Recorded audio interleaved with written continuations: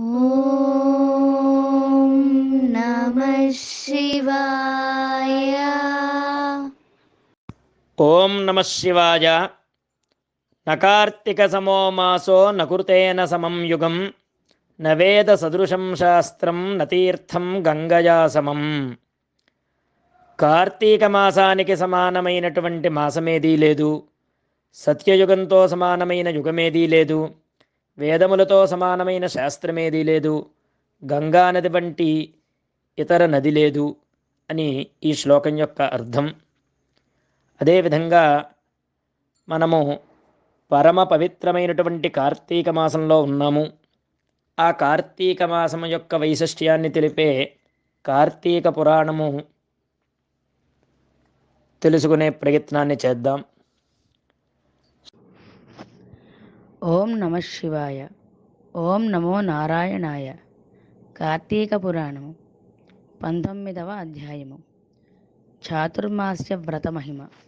నైమిషారణ్యంలో మునులంతా కలిసి చిదానందుని స్తోత్రం చేసిన తర్వాత జ్ఞానసిద్ధుడు అనే ఒక మహాయోగి, ఓ దీనబాంధవ, వేదవేద్యుడవని, వేదవ్యాసుడవని, అద్వితీయుడవని, సూర్యచంద్రులే నేత్రాలుగా ఉన్నవాడివని, సర్వాంతర్యామివని, బ్రహ్మరుద్ర దేవేంద్రాదులచే సర్వత్రా పూజలందుకునేవాడివని, నిత్యుడవని, నిరాకారుడవని, సర్వజనులచే స్తుతింపబడుతున్న ఓ మాధవ, నీకివే మా హృదయపూర్వక నమస్కారములు. సకల ప్రాణకోటికి ఆధారభూతుడవైన ఓ నందనందన, మా స్వాగతం స్వీకరింపుము. నీ దర్శన భాగ్యం వల్ల మేము, మా ఆశ్రమవాసులు, మా నివాస స్థలాలు అన్నీ పవిత్రములయ్యాయి. ఓ దయామయ, మేమందరము ఈ సంసారబంధం నుంచి బయటపడలేకున్నాము. మమ్మల్ని ఉద్ధరించండి. మానవుడెన్ని పురాణాలు చదివినా, ఎన్ని శాస్త్రాలను విన్నా నీ దివ్య దర్శనం దొరకదు కదా. నీ భక్తులకు మాత్రమే నీవు కనిపిస్తావు. ఓ గజేంద్ర, రక్షక, ఉపేంద్ర, శ్రీధర, హృషికేశ, నన్ను కాపాడుము అని మైమరచి స్తోత్రము చేయగా, ఆ శ్రీహరి చిరునవ్వుతో, ఓ జ్ఞానసిద్ధ, నీ స్తోత్రవచనానికి నేనెంతో సంతోషించాను. నీకు ఇష్టమైన ఒక వరం కోరుకో అని పలికెను. అంతటి జ్ఞానసిద్ధుడు, ప్రద్యుమ్న, నేను ఈ సంసార సాగరం నుంచి విముక్తుడను కాలేక శ్లేష్మమున పడిన ఈగలా కొట్టుకొనుచున్నాను. కాబట్టి నీ పాదపద్మములపై ధ్యానముండేటట్లు అనుగ్రహించు. మరేదీ నాకు అవసరం లేదు అని వేడుకున్నాడు. అంతటి శ్రీమన్నారాయణుడు, ఓ జ్ఞానసిద్ధ, నీ కోరిక ప్రకారం వరమిస్తున్నాను. అదే కాకుండా మరో వరం కోరుకో, ఇస్తాను అని ఈ లోకంలో అనేక మంది దురాచారులై, బుద్ధిహీనులై అనేక పాపకార్యాలు చేస్తున్నారు. అలాంటి వారి పాపాలు పోవడానికి ఒక వ్రతం కల్పిస్తున్నాను.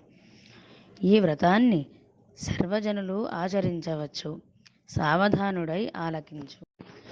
నేను ఆషాఢశుద్ధ దశమి రోజున లక్ష్మీ సమేతంగా పాలసముద్రంలో శేషశయ్యపై పవళిస్తాను. తిరిగి కార్తీక శుద్ధ ద్వాదశి వరకు చాతుర్మాస్యమని పేరు. ఈ కాలంలో చేసే వ్రతాలు నాకు అమిత ఇష్టమైనవి.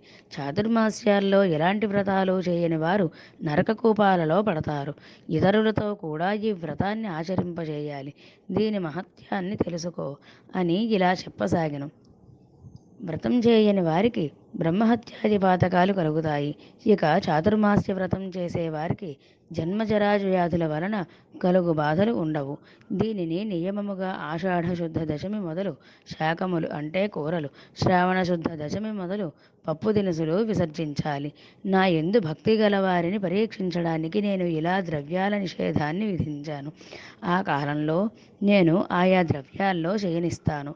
నీవు ఇప్పుడు నన్ను స్తుతించిన తీరున త్రిసంధ్యల్లో భక్తి శ్రద్ధలతో పఠించేవారు నా సన్నిధికి నిశ్చయంగా వస్తారు అని శ్రీమన్నారాయణుడు తెలిపాడు.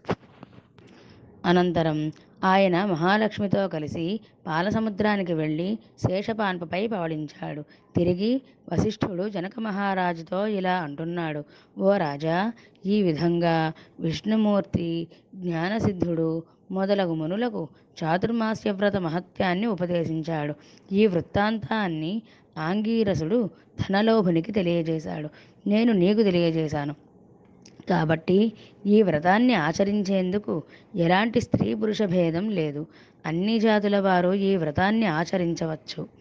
శ్రీమన్నారాయణుడి ఉపదేశం ప్రకారం మునిపుంగవులంతా చాతుర్మాస్య వ్రతాన్ని ఆచరించి ధన్యులయ్యారు. అనంతరం వైకుంఠ ప్రాప్తిని పొందారు అని వశిష్ఠుల వారు చెప్పారు. స్కాంద పురాణాంతర్గత వశిష్ఠ ప్రోక్త కార్తీక మాహాత్మ్యం 19వ అధ్యాయం సమాప్తం. సర్వే జనా సుఖినో భవంతు. ఓం నమః శివాయ. ఓం నమో నారాయణాయ. అందరము కూడా భక్తిగా కార్తీక పురాణాన్ని విందాం. కార్తీక దామోదరుని అనుగ్రహాన్ని పొందుదాం. శుభం భూయాత్. ఓం నమః శివాయ.